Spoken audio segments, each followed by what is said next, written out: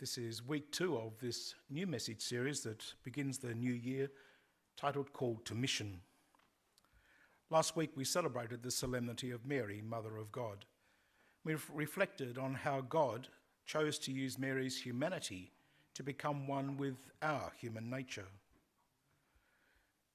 Part of the reflection was centred on how we, as individuals and as a community, might respond to our personal call to mission. If we remember Mary's response, it was, "I am the handmaid of the Lord. Let what you have said be done to me." Along the way, I suggested that there were 3 possible ways that we might like to consider to increase or improve our own response during this year. Firstly was to pray for peace, not just to the end of war, but to pray for that peace which changes our hearts and opens us up to the love of God in others. Secondly, it was an invitation to spend time each day reading the scriptures, so that like Mary, we could treasure these things and ponder them in our hearts. Thirdly, was an invitation to look at the possibility to learn more about our faith by listening to the Catechism in a Year podcast.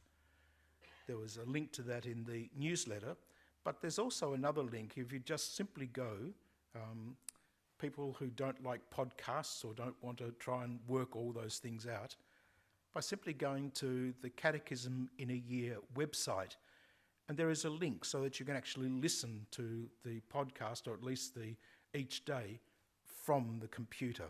So you don't need to have a mobile phone, you don't need to learn how to do podcasts, you can actually watch it as it's being read. Whilst we know that Mary couldn't have actually foreseen all of the things that were going to happen in her life, she accepted what God was asking of her. And Mary knew that her call to mission wasn't just about her. For as soon as she heard the news that her cousin Elizabeth was also to have a child, she immediately went to visit her and to share in her joy.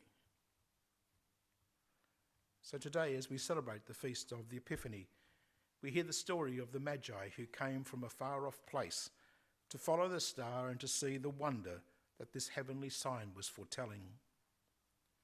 The passage that we read from Isaiah is from a section that's known as the 3rd Isaiah, where he prophesies that something wonderful would happen. Now, because this is the 3rd Isaiah, there are 3 parts to the book.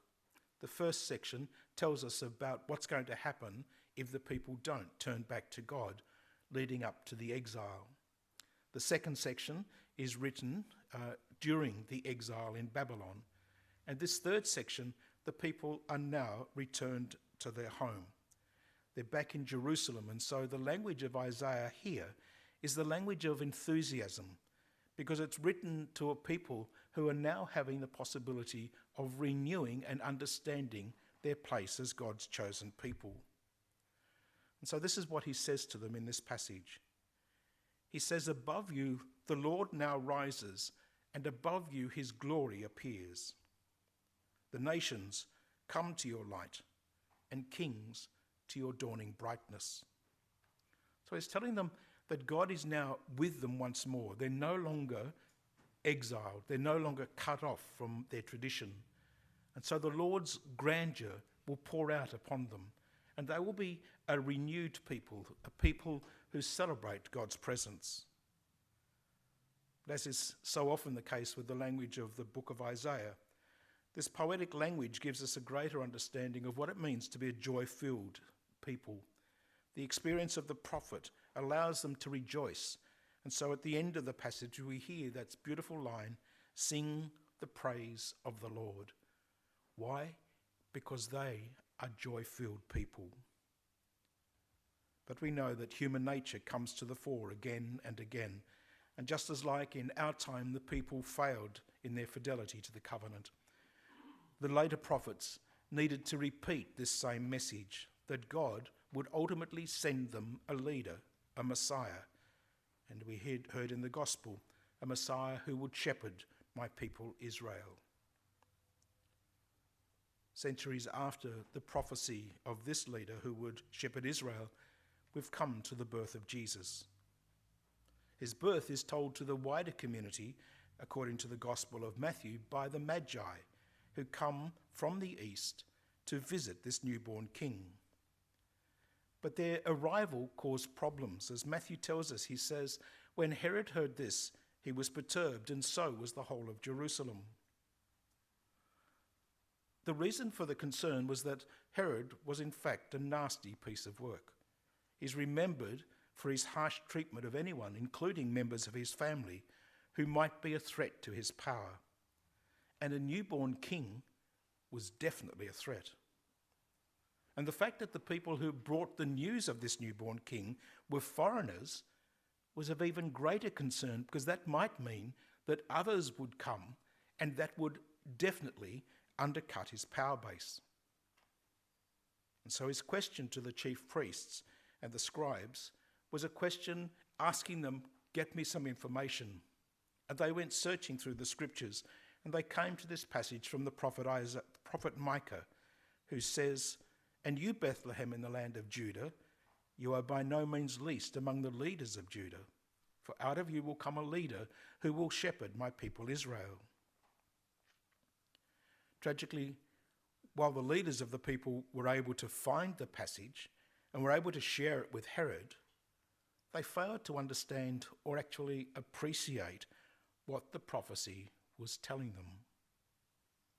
And so it took strangers from a far land to be heard, to allow the message of the prophet Micah to be heard once again by the people.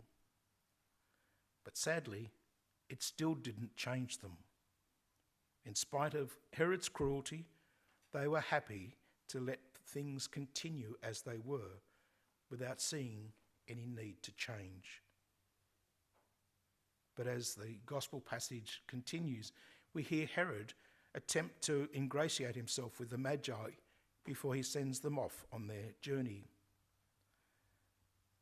Their journey, their personal call to mission, leads them to something greater. And so the gospel passage tells us, having listened to what the king had to say, they set out. And there in front of them was the star they had seen rising, and it went forward and halted over the place where the child lay. They knew something special had happened. They knew that something wonderful was happening. And so Matthew then continues and tells us the sight of the star delighted them. They were filled with delight because they knew what their purpose was. They had come to see the newborn king, and in front of them was this event. And so they went into the house and they found the child with his mother Mary, and falling to their knees, they did him homage. They knew what they had to do, and they were prepared to do it. Herod, the leaders of the people, all stayed behind. They didn't want to know what it was about. Herod, probably because he was preparing the people who were going to go and destroy this king. But the leaders of the people didn't. And it was the Magi who went. They went to understand what was going on. In fact, they were exposing themselves to all kind of danger by being there. They were leaving themselves open to finding something quite devastating. Herod, in fact, could have killed them without any kind of recourse or any kind of compassion. It takes a particular kind of courage and confidence to do what these Magi did. But in a very real sense, they become for us the precursors of what it means to be a disciple, because they abandoned their life, their occupation, and even their reputations for the sake of the gospel. So what did the Magi know? They knew that their stores of wisdom and knowledge and certainties were smaller than the truth that they had now found. They knew that growth meant change, the uncomfortable process of venturing into an unknown that stretches and questions our assumptions, all for the sake of a greater depth of being. Matthew's Magi tell us something of what Luke's Emmaus travellers also learned, that life is a journey, always moving forward. Each step opens us to something more. So in sum, the Magi had more faith in God than in their own ideas and understanding. I suppose they might also almost look to us as being patrons of evolution, reminders that no matter how much we accomplish, learn, or love, God keeps offering more to those who are willing to seek and find it. So the Feast of the Epiphany invites us to what might be called a holy disquiet, a way of living that has nothing to do with grumbling or complaint. And we can make holy disquiet a lifelong posture by nurturing it with wonder, gratitude and hope, all of which require some form of humility. Holy disquiet leads us to appreciate the good of every moment, not as something to be grasped, but as the promise of something more. Yes, in our journey we'll probably end up at times in the wrong place, having made wrong choices.